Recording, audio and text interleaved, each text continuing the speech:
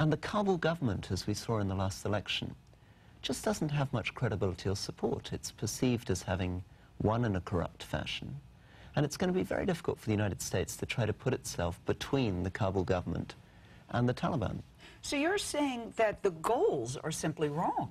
I'm saying that the goals are absolutely mistaken in terms of U.S. national security and probably in the end in terms of the interests of the Afghan people. They're wrong because we can't accomplish them or because it's not what we should be trying to do? So we can't accomplish them, and in trying to do so, we're often making the situation worse. Afghanistan is very poor, very fragile, very traumatized. To rebuild a country like that would take 30 or 40 years of patient, tolerant investment. And probably that's what we should be aiming for. But in order to do that, we need to have a presence there which is affordable, which is quite small, which is realistic, and which the American people will endorse. People aren't going to put up with over 100,000 troops on the ground and this level of casualties forever. So probably better for us, better for the Afghans, would be to step back and say, hey, we're not going to try to do all this stuff. We've got two very limited objectives.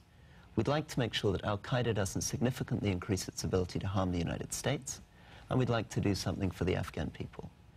And we recognize that doing those two things is a very long-term process, and so we probably need fewer troops, not more. How many troops do you believe are needed in Afghanistan right now?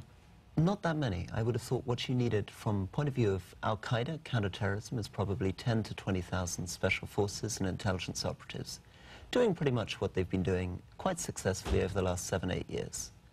People are saying we failed in the counterterrorist objectives. Of course, we haven't really. Osama bin Laden isn't in Afghanistan. Al-Qaeda hasn't got bases in Afghanistan. And I think we could continue to ensure that was the case. With 10 or 20,000 troops on the ground, can the United States, can the Allies, A, keep the Taliban out, and B, keep Al-Qaeda out?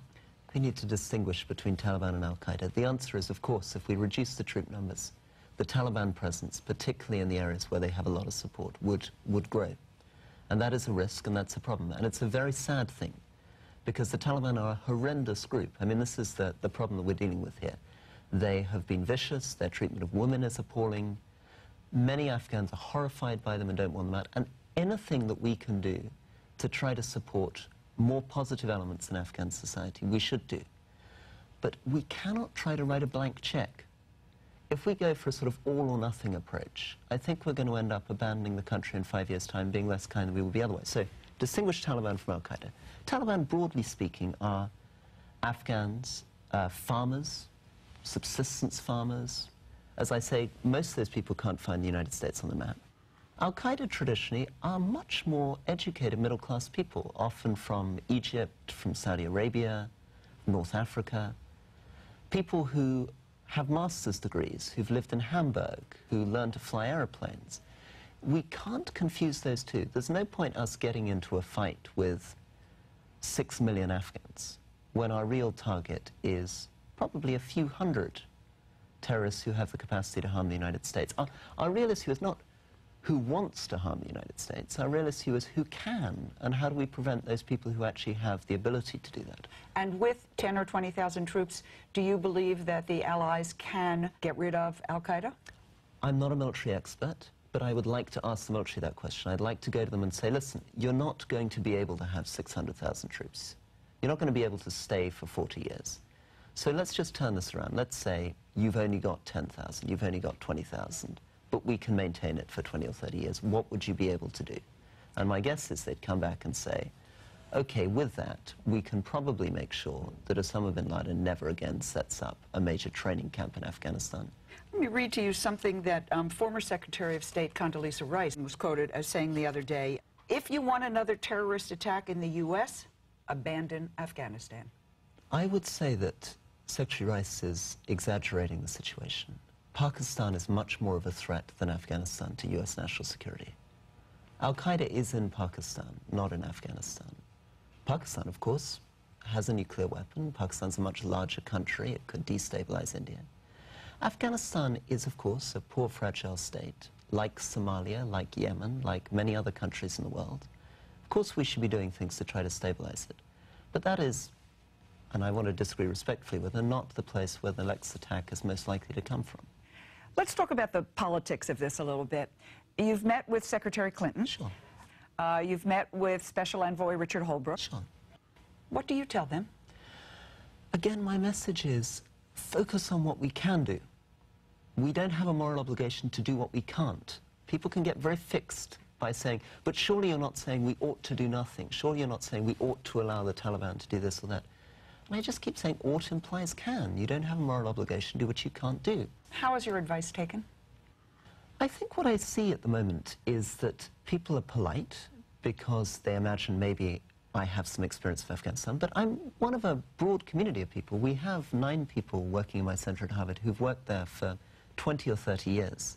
And the problem we all have is that if the administration has, for some reason, already decided that they're going to increase troops, they're going to do a counterinsurgency campaign, it's very difficult for them to take on board people coming back and saying, look, actually, I don't think this is going to work.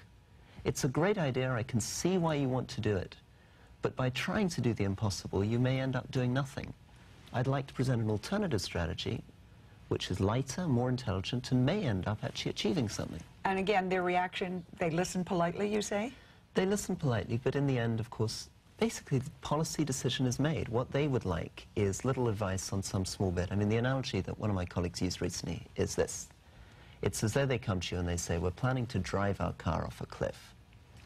Do we wear a seatbelt or not? And we say, don't drive your car off a cliff. And they say, no, no, no, that decision's already made. The question is, should we wear a seatbelt? And you say, well, I suppose by all means wear a seatbelt. And they say, okay, we consulted with policy expert Rory Stewart, etc. Does the West, do the NATO allies, do they simply not understand Afghanistan? I think they understand the country, but they have a much more basic problem, which is that they believe failure is not an option. There's no alternative. And once you get into that mindset, everything follows from that. You also suggest that if you add more troops, that will create a backlash that will somehow ultimately cause us to abandon Afghanistan. How does that syllogism work? That basically works because American voters, American taxpayers, are not going to put up with this. You can already see public support going against this. You can see Congress and the Senate increasingly skeptical. I think it's very irresponsible, if you care about Afghanistan, to increase troops much more. Because I can see us going from engagement to isolation, from troop increases to total withdrawal. The path the President has started us on, I would predict, would mean that in 5-6 years' time, everybody will simply get fed up with Afghanistan and abandon it entirely. And in fact, we're seeing that in the polls right now, that the latest ABC News Washington Post poll, 51% of adults say the war is not worth fighting. Right, and this is the very worst thing for a country like Afghanistan. This was the Charlie Wilson war effect. We go in there, we give it $1 billion this year, we give it 0 the next year. It's sort of boom to bust. What we actually should have done is capped our troop levels at quite a modest number, 20,000, 30,000, which is what we had in 2004, 2005, and tried to stay with the long, difficult game of protecting the United States and helping Afghans. Do you think that our leaders are just too far removed from the people to understand? I definitely believe, I obviously teach at the moment in a school where a lot of young people are trying to go into these kinds of jobs, and I do believe that it is so important to spend a year or two living in a rural community, because the experience of that totally changes your view of what's possible. And that relates also to my work in Afghanistan over the last 3.5 years, where I've been trying to run a non-profit, where the lessons day by day, both on what can be done, but almost as importantly, what cannot be done, are rammed home minute by minute in trying to do quite simple tasks. Your nonprofit has a truly wonderful name, Turquoise Mountain. Describe what you're trying to do there. So we've gone in, we're restoring the center of the old city of Kabul. We're trying to provide incomes to Afghan women and men. We train people in woodwork, calligraphy, ceramics, jewelry. There are great gemstones in Afghanistan. We also work to simply restore that part of the city. We bring in water supply, sewerage. We have an elementary school. We have a clinic. We've restored about 65 buildings, got about 500 employees.